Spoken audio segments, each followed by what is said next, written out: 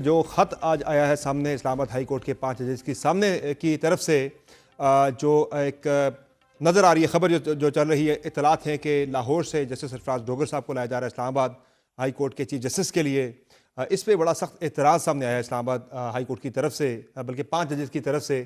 क्या देख रहे हैं आप आने वाले दिनों में? तो इस्लामाबाद हाई कोर्ट के अंदर फिर एक लड़ाई वाला माहौल ही चलता रहेगा जजेस का आपस में, जिस तरह से 5 जजों ने बड़ा भरपूर एतराज़ किया है। बिस्मिल्लाहिर्रहमानिर्रहीम। समर भाई, बात यह है कि पाकिस्तान की तारीख में मुझे बता दें कि कभी लाहौर में बाहर किसी सूबे से चीफ जस्टिस लगा है? सिर्फ Islamabad high court bar association को ही टारगेट क्यों किया जा रहा है? यहाँ पे ही क्यों आप बाहर से चीफ जस्टिस लाना चाह रहे हैं? भाई देखें, हमने तो 26वीं तरमीम को रिजेक्ट किया, लेकिन अगर for the sake of argument मैं इस 26वीं तरमीम को दुरुस्त मान लूं तो हुकूमत को भी मान लेना चाहिए दुरुस्त। उसके अंदर लिखा हुआ है कि जब चीफ जस्टिस तैनात किया जाएगा तो जो मोस्ट 3 सीनियर जजेस होंगे उनमें से लगाया जाएगा। इन जजेस का क्या कसूर है?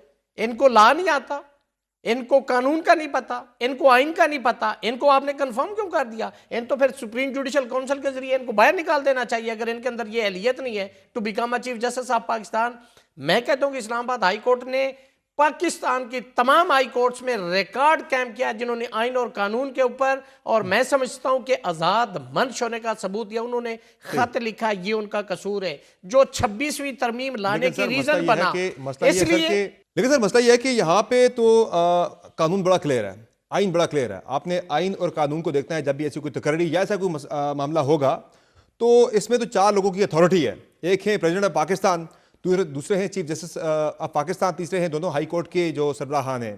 तो चारों के दरमियान इसमें अगर मुशावरत होने के बाद इत्तफाक राय पाया जाता है तो आप किसी को भी ट्रांसफर कर सकते हैं। तो इतराज क्या है फिर? देखिए, कानून तो पूरे पाकिस्तान के लिए फिर एक जैसा होना चाहिए। आर्टिकल 25 क्या कहता है कि equal treatment of law should be given to every citizen of Pakistan. आप किसी सूबे के जजेस की तैनाती करते हैं तो जुडिशल कमीशन में चीफ जस्टिस भी बैठता है और साथ सीनियर प्यूनेट जज भी बैठता है। लेकिन ये कानून इस्लामाबाद हाई कोर्ट में खत्म हो जाता है, यहां पे सिर्फ चीफ जस्टिस बैठता है। क्यों? ये पाकिस्तान की हाई कोर्ट नहीं है, ये दारुल खिलाफा की हाई कोर्ट नहीं है। क्या आईन पाकिस्तान 1973 जो यहाँ पे एप्लीकेबल नहीं है? इस्लामाबाद तो ज़ाहिर सर विफाक है और चारों सूबों का दारुल हुकूमत है ना, चारों सूबों की यहाँ पे नुमाइंदगी बनती है ना। बात ये देखो, चारों सूबों की ऑलरेडी नुमाइंदगी मौजूद है।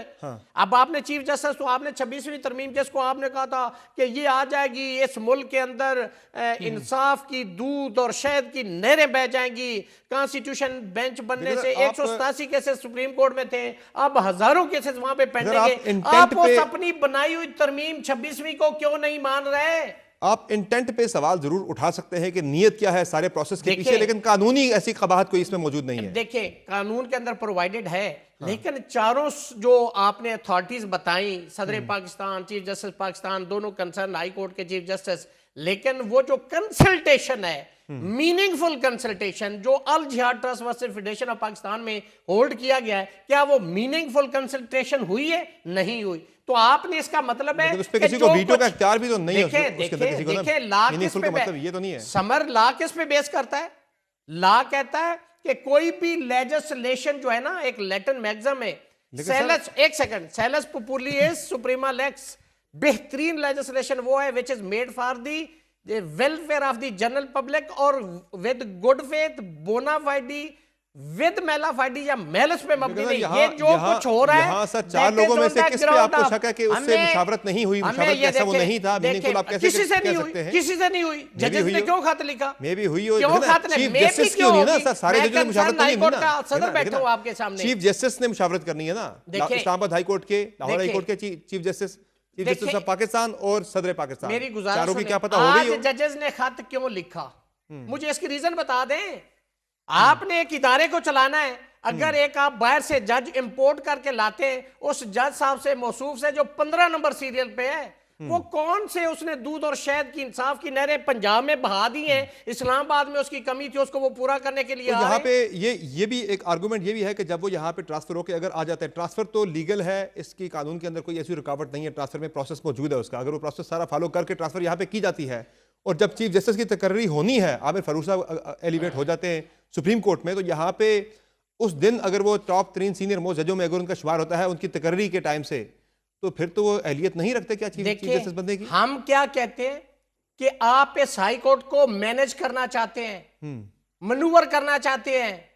ये है इंटेंशन बिहाइंड दिस अपॉइंटमेंट। आपने पहले क्यों नहीं, आपको याद आया कि जज को यहाँ इस्लामाबाद में लाना, आज ही आपको क्यों याद आया? आपको इंटेंट पे आपको शक है, उनकी नीयत पे, बाकी कानूनी कवायद तो कहीं पे नहीं है। Very crystal clear.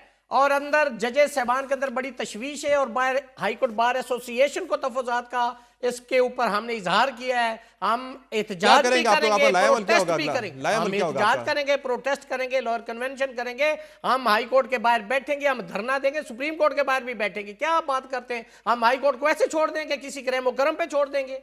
We are part and parcel of this institution. क्या फंक्शनिंग आप हाई कोर्ट को जो है उसको अंदर से भी नहीं होगी और बाहर जब हम बैठ जाएंगे तो फिर कैसे हाई कोर्ट चलेगी? यानी अगर कोई बाहर से चीफ जस्टिस आते हैं यहाँ पे तो आप कहेंगे हाई कोर्ट को नहीं चलने देंगे, नहीं चलने देंगे आप लोग, मुझे बताएं, नहीं चलने देंगे क्यों आप आए?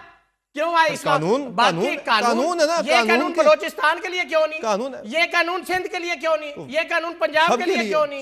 ये कानून सिंध के लिए क्यों नहीं है? इस्लामाबाद हाई कोर्ट के लिए है ना सर, इस्लामाबाद के लिए कानून सबके लिए एक आर्टिकल 25 को हम देखना चाहते हैं, पाकिस्तान के अंदर ट्रू सेंस के अंदर हम इंप्लीमेंटेशन देखना चाहते हैं आर्टिकल 25 को। क्यों आर्टिकल 25 इस्लामाबाद के लिए? कह रहे हैं कि अगर कोई बाहर से आ गया तो नहीं चलने देंगे, नहीं चलने देंगे। अगर आप समर पीका की बात करें तो उस पे तो पीका एक्ट 2016 ऑलरेडी है, ताज़ीरात पाकिस्तान का सेक्शन 500 है, वहां पे FIR ऑलरेडी है, डेफामेशन का लॉ ऑलरेडी, तो आपको पीका एक्ट लाने की क्या जरूरत है? ये मेलस है, ये मेलाफाइडी है जिसके हम खिलाफ है। और ये भी जो ट्रांसफर पोस्टिंग है ये on the ground of mala fide है, मेलस है। That's why we are opposing and we will. आप इसे चैलेंज करेंगे या सिर्फ एहतजाज होगा या चैलेंज भी करेंगे इसे आप? देखें, अभी चैलेंज करने का तो अलग इशू ना, हम सबसे पहले तो ये कि हम पहले एहतजाज करेंगे, हम ऐसा होने नहीं देंगे, और अगर ऐसा होता है तो फिर इंशाल्लाह हम अगला लाएअमल जो भी होगा उसको हम फॉलो करेंगे। जरा सर अभी तक तो ऐसा कोई कदम उठाया नहीं गया। हम अगर की बात जस्ट एक सुनगुन है, उस पे जजों का एक खत आ गया, देख रहे हैं, अगर की बात कर रहे हैं, ये भी आज प्रोटेस्ट जजों का एक खत आ गया। लेकिन आपकी बड़ी मेहरबानी है कि आप बिल्कुल हमारे साथ इस एहतजाज में आप शरीक हैं और आप इससे पटिशनर भी बन रहे हैं। पीका के हवाले से जो कानून बन रहा है